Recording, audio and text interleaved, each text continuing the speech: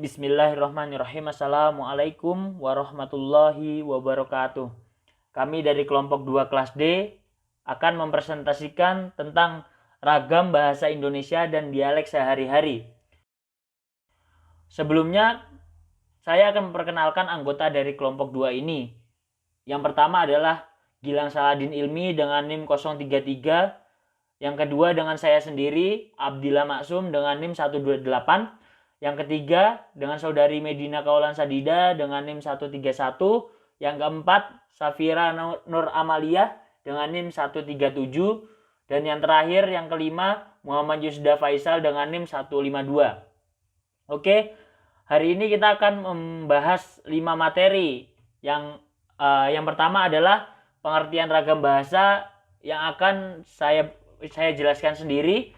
Yang kedua, fungsi ragam bahasa yang akan dibawakan oleh saudara Faisal. Yang ketiga, macam-macam ragam bahasa yang akan dibawakan oleh saudari Amel. Yang keempat, ragam bahasa berdasarkan media yang akan dijelaskan oleh saudara Gilang. Dan yang terakhir, ragam bahasa berdasarkan cara pandang penutur yang akan dibawakan oleh saudara Medina. Baik, kita langsung saja mulai presentasi kita hari ini.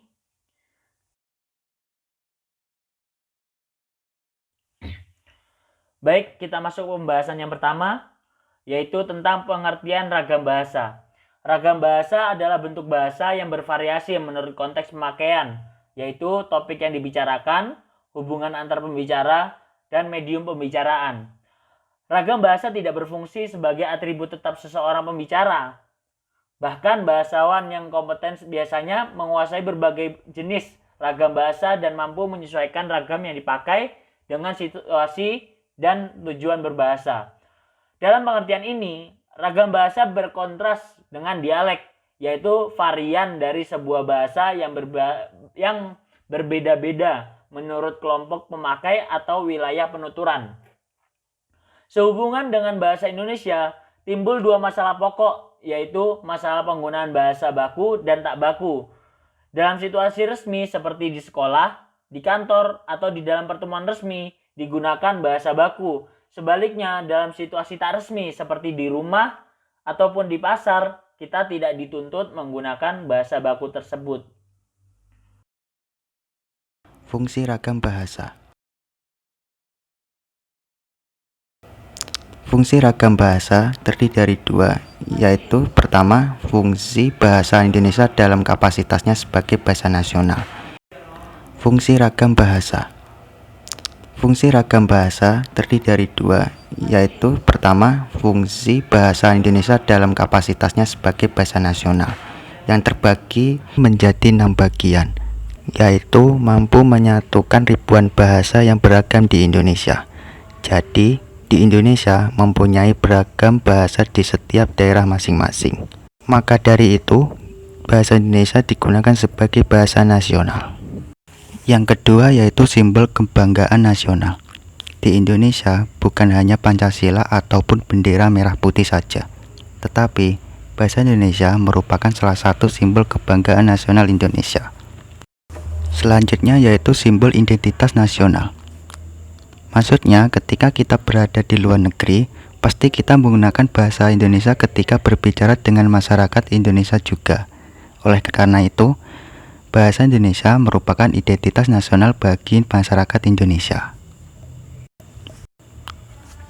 Berikutnya yaitu sebagai alat untuk menyatukan berbagai kelompok etnis. Yang terakhir yaitu sebagai alat pemersatu perhubungan antara budaya dan antar regional. Dan selanjutnya yaitu fungsi sebagai bahasa negara yang terbagi menjadi 4 bagian. Yang pertama, bahasa resmi negara. Maksudnya, bahasa Indonesia merupakan bahasa resmi yang digunakan oleh negara Indonesia itu sendiri. Yang kedua yaitu bahasa pengantar dalam pendidikan. Dalam pendidikan, guru dan murid menggunakan bahasa Indonesia dalam proses belajar. Selanjutnya yaitu sebagai komunikasi di tingkat nasional untuk kepentingan perencanaan pembangunan nasional dan pelaksanaan. Dan yang terakhir, budaya dan pengembangan alat-alat ilmu pengetahuan dan teknologi. Maksudnya, dalam pengembangan budaya, alat, ilmu pengetahuan, dan teknologi, bahasa Indonesia sebagai identitas negara itu sendiri. Macam-macam ragam bahasa. Ragam bahasa memiliki jumlah yang sangat banyak karena penggunaan bahasa sebagai alat komunikasi tidak terlepas dari latar budaya penuturnya yang berbeda-beda. Selain itu, pemakaian bahasa juga bergantung pada pokok persoalan yang dibicarakan serta keperluan pemakainya. Ragam bahasa dibagi berdasarkan beberapa cara, yaitu 1. Berdasarkan media. Terbagi menjadi dua aspek, yaitu ragam bahasa lisan. Yang kedua, ragam bahasa tulis. Ragam bahasa berdasarkan cara pandang penutur terbagi menjadi 4 aspek. Yang pertama, ragam dialek. Yang kedua, ragam terpelajar. Yang ketiga, ragam resmi. Yang keempat, ragam tak resmi.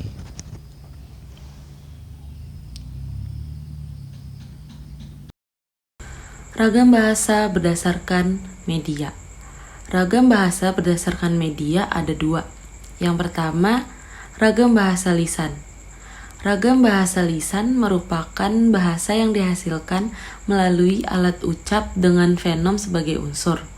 Walaupun demikian, ketetapan dalam pilihan kata dan bentuk kata, serta kelengkapan unsur-unsur di dalam struktur kalimat tidak menjadi ciri kebakuan dalam ragam baku lisan. Karena situasi dan kondisi pembicaraan menjadi pendukung di dalam memahami makna gagasan yang disampaikan secara lisan. Jika ragam bahasa lisan dituliskan, ragam bahasa itu tidak dapat disebut sebagai ragam bahasa tulis, tetapi tetap disebut sebagai ragam bahasa lisan. Hanya saja diwujudkan dalam bentuk tulis. Oleh karena itu, bahasa yang dapat dilihat dari ciri-cirinya tidak menunjukkan ciri-ciri ragam bahasa tulis. Walaupun direalisasikan dalam bentuk tulis, ragam bahasa serupa dapat dikatakan sebagai ragam bahasa tulis.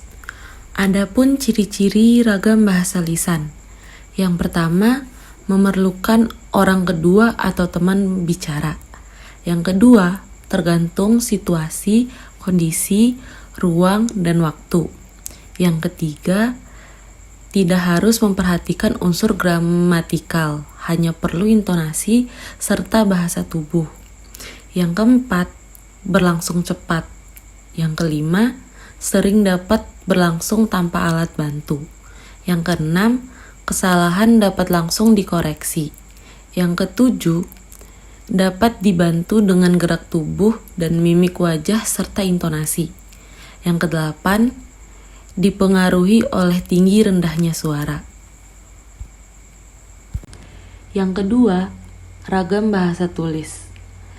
Ragam bahasa tulis adalah bahasa yang dihasilkan dengan memanfaatkan tulisan huruf sebagai unsur dasarnya. Dalam ragam bahasa tulis, kita berurusan dengan tata cara penulisan dan kosakata. Dengan kata lain, ragam bahasa tulis kita dituntut adanya kelengkapan unsur kata seperti bentuk kata ataupun susunan kalimat, ketetapan pilihan kata, kebenaran penggunaan ejaan, dan penggunaan tanda baca dalam mengungkapkan ide.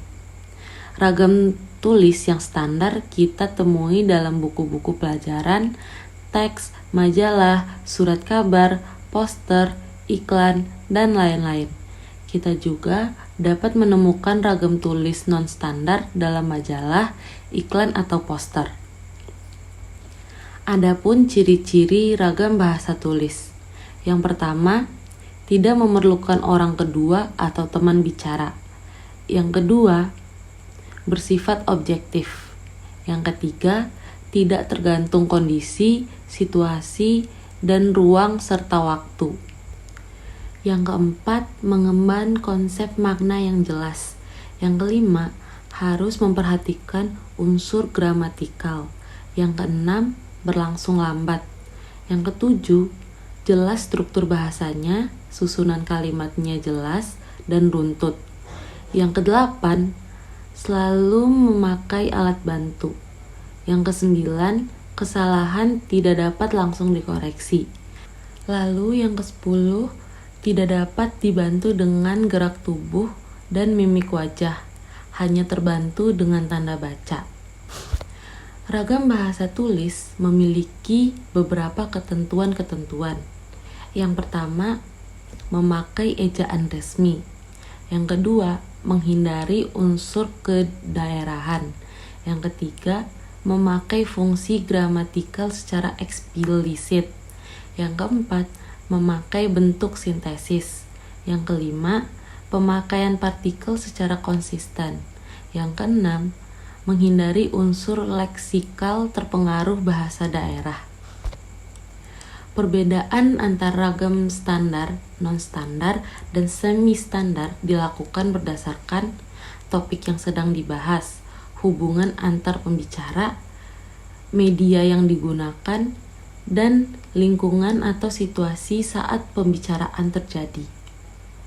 Ciri yang membedakan antara ragam standar, non-standar, dan semi-standar adalah penggunaan kata sapaan dan kata ganti, lalu penggunaan kata tertentu, penggunaan imbuhan, penggunaan kata sambung atau konjungsi, dan penggunaan fungsi yang lengkap.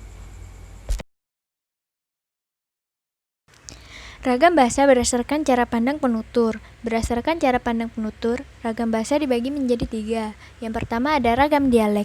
Ragam bahasa berdasarkan daerah disebut ragam dialek. Luasnya pemakaian bahasa dapat menimbulkan perbedaan pemakaian bahasa. Bahasa yang digunakan oleh orang yang tinggal di Jakarta berbeda dengan bahasa yang digunakan oleh orang yang tinggal di Jawa Timur, Bali, Jayapura, dan daerah lain. Misalnya logat bahasa orang Jawa tampak pada pelafalan B dan logat bahasa orang Bali tampak pada pelafalan T. Berdasarkan pemakaian bahasa, ragam dialek dibedakan menjadi 4 macam. Yang pertama ada dialek regional.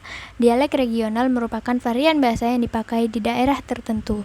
Misalnya bahasa Indonesia, dialek Ambon, dialek Jakarta, dan dialek Medan. Yang kedua ada dialek sosial. Dialek sosial adalah dialek yang dipakai oleh kelompok sosial tertentu atau yang menandai strata sosial tertentu, misalnya dialek remaja. Yang ketiga ada dialek temporal. Dialek temporal yaitu dialek yang dipakai pada kurun waktu tertentu, misalnya dialek Melayu zaman Sriwijaya dan dialek Melayu zaman Abduwah. Yang keempat ada idiolek. Idiolek keseluruhan ciri bahasa seseorang yang khas pribadi dalam lafal, tata bahasa, atau pilihan dan kekayaan kata. Ragam bahasa berdasarkan cara pandang penutur yang kedua ada ragam terpelajar. Tingkat pendidikan penutur bahasa Indonesia yang mewarnai penggunaan bahasa Indonesia. Bahasa yang digunakan oleh kelompok penutur berpendidikan tampak jelas perbedaannya dengan yang digunakan oleh kelompok penutur yang tidak berpendidikan, terutama dalam pelafalan kata yang berasal dari bahasa asing.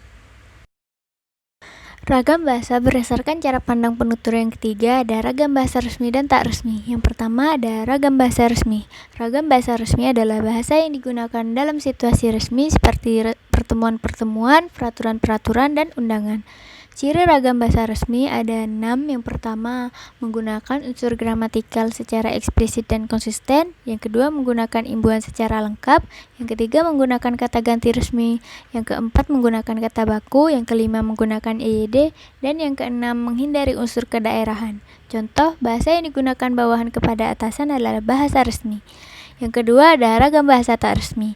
Ragam bahasa tak resmi adalah ragam bahasa yang digunakan dalam suasana tak resmi, seperti dalam pergaulan, percakapan pribadi, surat pribadi, dan surat untuk keluarga atau yang berbentuk lisan. Contohnya dalam percakapan sehari-hari. Ciri ragam bahasa tak resmi ada 5. Yang pertama, digunakan dalam situasi tak resmi. Yang kedua, sering menggunakan kalimat-kalimat yang tidak lengkap. Yang ketiga, tidak menggunakan unsur gramatikal secara eksplisit dan konsisten. Yang keempat, tidak menggunakan EYD. Dan yang kelima, tidak menggunakan kata baku. Dan contoh bahasa yang digunakan oleh anak kecil adalah ragam bahasa tak resmi.